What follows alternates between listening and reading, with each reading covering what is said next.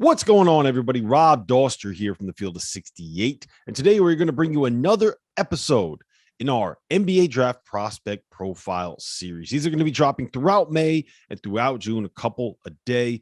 So if you do like this content, make sure you subscribe to the channel and do hit that like button. Anything that you can do to interact with these videos, it really does help the channel. It helps more people like you find this content. And since I have you here, make sure you check out our Instagram and TikTok pages. We are going to be pumping out more unique content over there throughout the spring and the summer heading into the 2022-23 college basketball season. Like, for example, did you know that Penny Hardaway was shot when he was in college?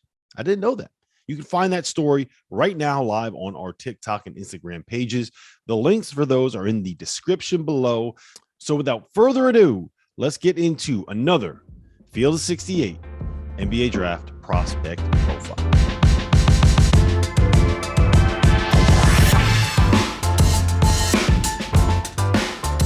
Welcome back to another episode of the Field of 68's 2022 NBA Draft Prospect Profiles. In today's episode, we are going to be breaking down Marquette forward Justin Lewis. Justin is a 6'7", kind of, I think you call him a combo forward with a 7'2" wingspan. He can make some threes. He averaged just under 17 points and 8 boards per game while shooting 35% from three this season. My name is Rob Doster. I have Terrence Oglesby, a confirmed Big East guy, here to break down Justin Lewis.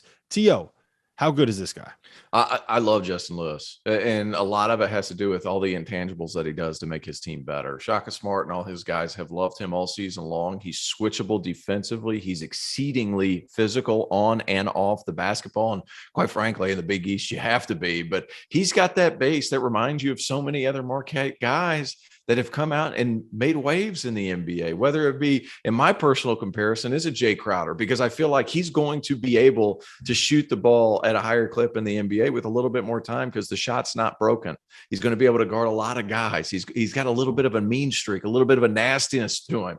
I love Justin Lewis. I think he can bring you a lot of value. And because of his physical profile, we've talked about other long-rangey wings. I'm not necessarily sure Justin Lewis is that. He's more of this big, burly, I'm going to beast you type player. And those guys have had success too. If you look at the PJ Tuckers, if you look at the Jae Crowders, if you look at some of these bigger body guys that can guard so many different people and play with an edge, he fits that bill. And he's still young, still 19 years old. If my memory serves me correctly, Rob, he's one that's still a young player who can guard a lot of spots, and physically he's about as NBA ready as you're going to find coming out of college right now. Yeah, you mentioned Jae Crowder. You mentioned guys kind of that like physical combo forward ilk. I'll take it a step further, and I think he's one of the few guys in this year's draft class that I can see eventually being a small ball five, kind of an impact player. The guy that I think his best case scenario, and tell me if you agree with this, is PJ Washington.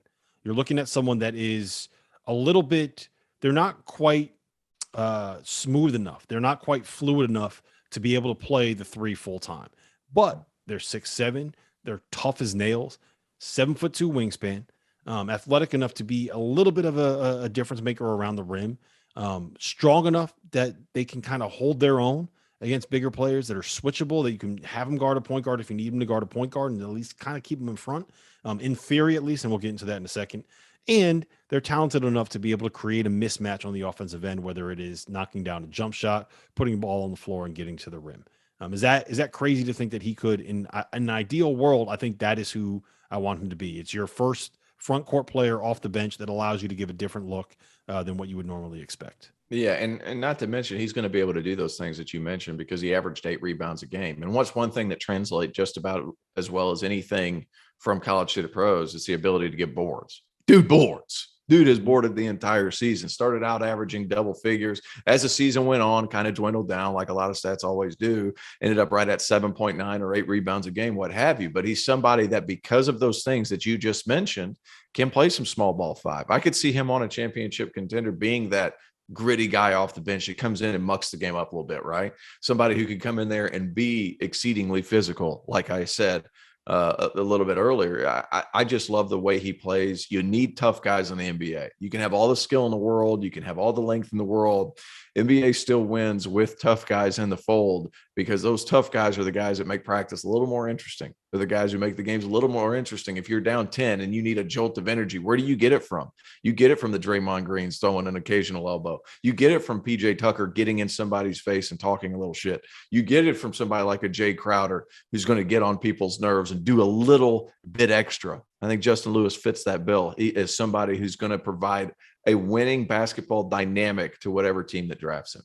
So my biggest concern is that someone like a PJ Tucker, someone like a Jae Crowder, who we're comparing him to, they have this elite kind of FU mindset. They have this elite defensive mindset. They are going to go out there and they're going to guard their balls off every second that they are on the floor. And I am not 100% convinced that Justin Lewis is going to be that good defensively. I think that he has the tools to do that. But my take on it kind of happened. One of the issues with Marquette this past season is that they did not guard at the level that you needed them to be able to guard. And I think part of the problem was that Justin Lewis is not always going to be the most active or engaged defender on that end of the floor. Some of that might just be a result of him having to play a bigger role offensively I think so. at the college game. And I think if you got him to the NBA and you put him in an organization and you said, hey man, look, you want to see the floor, you got to go out there. You got to be the best defender every single second that you're on that court.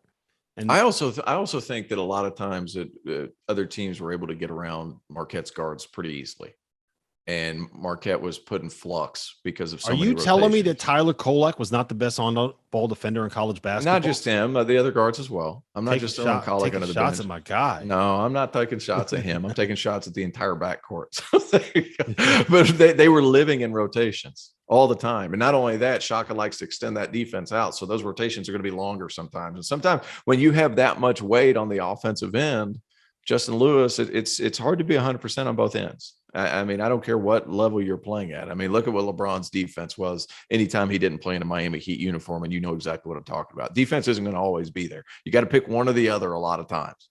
I think at the NBA level, people are going to be like, hey, Justin Lewis, play defense for us. We're going to pay you millions of dollars to play defense. And then that's where the difference is going to be for him. That's where it's going to click, is that's going to be his role. Hit occasional threes. If we need you to play some five as a ball mover, you can do that. But we need you to be a nasty defensive presence, an energy giver for our franchise. And I think that's where he provides value. Yeah. And again, I think you made the most important point there is when you say, we're going to pay you millions of dollars to do this. If he could buy into it, then he's going to have a guy. He's a guy that's going to play a long time in the NBA. I also think it's important to note he shot just under 35% from three. I don't think that form is the best, but I also don't think that you can necessarily argue with the results at this point. Is that fair? Mm-hmm. Yeah, absolutely. And I've been a big proponent. Look at how his hands finish. Not bad, even though there's some things going wrong. I mean, look at how his hands finish. I have faith that he can shoot 35, 38%. All right, where are you drafting him? Depends on need, obviously, but I could see teams that need a physical presence towards the back end of the first, early second. This is without me going through the list, but I just love if my team needs an added element of toughness, he's somebody that I'm really going to consider. And at times, if you're playing in the second round of the NBA playoffs and you don't have that extra spark or something like that, and you need that punch, he could be somebody for you. So that being said, mid-20s into the first 5 or 6 picks in the second round, somewhere in that area. That's where I would consider him, to where I would be able to get really good value out of him.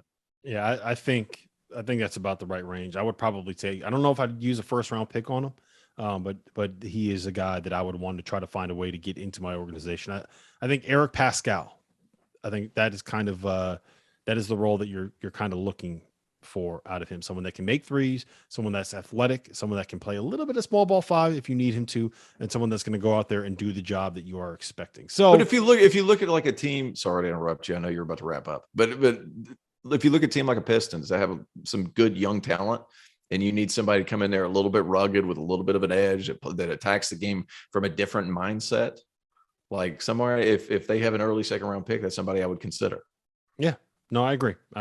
Listen, Tio, this has been fun. That was the breakdown of Marquette forward Justin Lewis, who has not officially said that he's going to be staying in the NBA draft, but he's a guy that could be drafted in the late first or early second round. So I would not be surprised to see him leave his name in the draft. For more of these profiles. And for more of these breakdowns, make sure you hit the subscribe button on the Field of 68 channel and hit the like button on this video. It will help you find more of them as we move closer to the 2022 NBA draft. For Terrence Oglesby, I'm Rob Dosser. We'll see you again soon.